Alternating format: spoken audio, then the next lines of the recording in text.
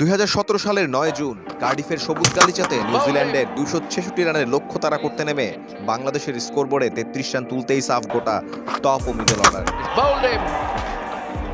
4 wicket চলে যাওয়ার পর তো রাগে ক্ষোভে অনেকেই বন্ধ করে দিয়েছিলেন টেলিভিশন। মাঠে লাল সবুজের জার্সি গায়ে মেখে আসাদের অনেকেও গ্যালারি ছাড়তে শুরু করেন। সবচেয়ে আশাবাদী মানুষটাও হয়তো ভাবেনি বাংলাদেশ ম্যাচটা জিততে পারে। এমন ধ্বংসস্তূপের মধ্যে দাঁড়িয়ে সাকিব আল হাসানকে নিয়ে কি দুর্দান্ত ব্যাটিংটা এনে সেদিন করেছিলেন মাহমুদুল্লাহ রিয়াদ। বাংলাদেশকে অনবদ্য জয় এনে দেওয়ার পথে দুজনের সেই 224 রানের জুটিটা তো ক্রিকেট ইতিহাসে অমর হয়ে থাকবে। বলছিলাম মাহমুদুল্লাহর কথা। 2007 সালে একজন মিডল অর্ডার ব্যাটারের ভূমিকায় দেশের ক্রিকেটে যার যাত্রা শুরু হয়, সাথে হাত ঘুরিয়ে ভালো স্পিন বল করতে পারা যেন মেঘনা চাইতেই জল। সেই থেকে আজ অবধি দেশের ক্রিকেটের জন্য তিনি তৈরি করেছেন হাজার বছর বলতে পারার মতো কিছু ক্রিকেটীয় সুযোগ।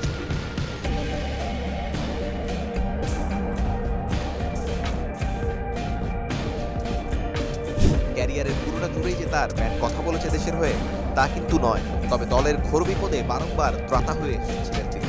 দুঃসময়ে ত্রাতা হয়ে নীরবে প্রতিপক্ষের সর্বনাশ করার অভ্যাসের কারণে দেশের মানুষ এই টাইগার ব্যাটারের নাম দিয়েছে সাইলেন্ট কিলার। মূলত দেশের ক্রিকেটে মাহমুদুল্লাহর বলার মতো গল্প তৈরি হয় 2012 সালে।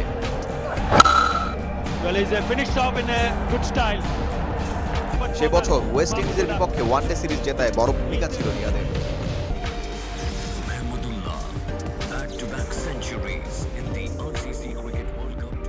তারপর 2015 বিশ্বকাপে ঐতিহাসিক দুটো সেঞ্চুরি, চ্যাম্পিয়ন ট্রফির ম্যাচ জেতানো সেই বিরচিত ইনিংস, ইতিহাস ট্রফির গুরুত্বপূর্ণ ম্যাচে শ্রীলঙ্কার বিপক্ষে বাংলাদেশ দলকে জেতানো সেই ছক্কা, কোনোটি বাংলার মানুষ ভুলে যায়নি, ভুলে যেতে পারে না। কাগজে কলমে বাকি সিনিয়র 4 জন ক্রিকেটারদের অর্জনের অনেক কিছুই তার নামের পাশে হয়তো নেই, কিন্তু মাহমুদুল্লাহ সাইলেন্টলি বাংলাদেশ দলের সব বড় অর্জনের সাথেই জড়িয়ে আছেন খুব ভালোভাবেই। শুধু বিশ্ব আসরের দিকে তাকালেই দেখা যাবে মাহমুদুল্লাহর অংশ নেওয়া 4টি বিশ্ব আসরে কোনো না কোনোভাবেই দলের ত্রাতা হয়ে আবির্ভূত হয়েছিলেন তিনি। 2011 সালের দিকেই তাকাই, নিজের অভিষেক বিশ্বকাপে গ্রুপ পর্বের ম্যাচে ইংল্যান্ডের বিপক্ষে ভরাডুবিতে পড়ে বাংলাদেশ। ইংলিশদের দেওয়া 226 রানের টার্গেটে ব্যাটিং করে 170 রানে 1 উইকেট হারিয়ে খাদের কিনারায় টাইগাররা।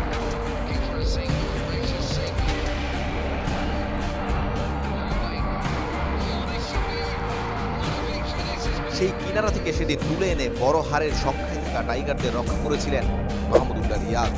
10 নামা শফিউল ইসলামের সঙ্গে 58 রানের অবিচ্ছেদ্য জুটিতে বাংলাদেশকে 2 উইকেটে জয় উপহার দিয়েছিলেন সাইলেন্ট কিলার। ম্যাচটিতে করা রিয়াদের 21 রানের অপরাজিত ইনিংসই ছিল সেই বিশ্বকাপের সেরা পারফরম্যান্স। রিয়াদের সবচেয়ে ভালো সময় কাটে 2015 বিশ্বকাপে।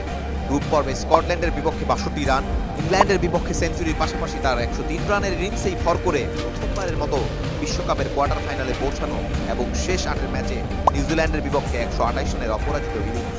সব মিলিয়ে 6 ম্যাচে 81 প্লাস স্ট্রাইক রেটে 73 গড়ে 365 রান করেন তিনি।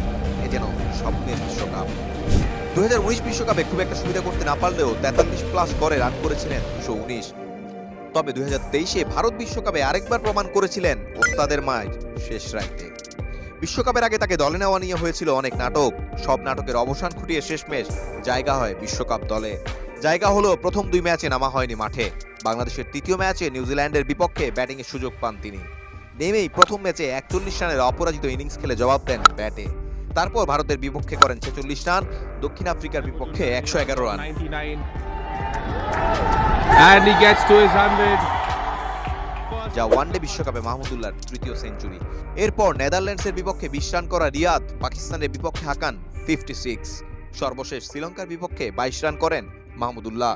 সব মিলিয়ে নিজের শেষ বিশ্বকাপে নিজের সাফল্যের গল্প লেখেন নিজ হাতে।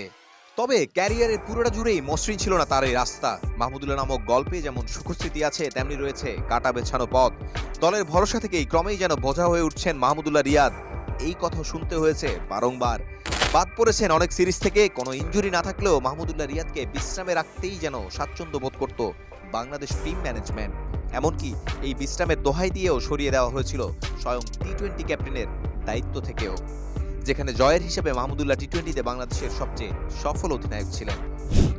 সর্বশেষ বিশ্বকাপে দলে থাকা না থাকা নিয়েও হয়েছিল বিশাল রঙ্গ তামাশা। আর এত সবকিছুতেই দমে না গিয়ে, ভেঙে না পড়ে ভীষণ সাইলেন্ট ছিলেন তিনি। ক্রিকেটের 22 গজে যেমন সাইলেন্ট থেকে নিজের কাজটা করে গেছেন দেশের জন্য ঠিকঠাক ভাবে, ঠিক ক্যারিয়ারের উত্থান পতনেও সাইলেন্টলি সামলে গেছেন সব।